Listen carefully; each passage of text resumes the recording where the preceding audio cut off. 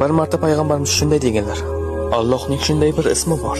Kim bu ismni duosida ishlatsa, duosi ijobat bo'lmay qolmaydi. Bir kuni Anas roziyallohu anhu shunday dedilar: Men payg'ambarimiz sollallohu alayhi vasallam bilan masjidda o'tirganimizda bir kishi namozni tugatdi va yana ruku qildi. Keyin esa sajda qildi. U sajda qilib bo'lgach shunday dedilar: اللهم إني أسألك بأني أشهد أنك أنت الله لا إله إلا أنت الأحد الصمد الذي لم يلد ولم يولد ولم يكن له كفوا أحد. Va u Allohdan so'rashni davom etdi. Payg'ambarimiz o'girildi va u kishiga shunday dedilar: Sen Allohdan uning eng buyuk ismi bilan so'rading. Agarda kimdir Allohdan shu ism bilan iltijo qilsa, Alloh unga javob beradi. Agar kimdir shu ism bilan nimadir so'rasa, Alloh beradi. Alloh buni ikki xil yo'l bilan qiladi.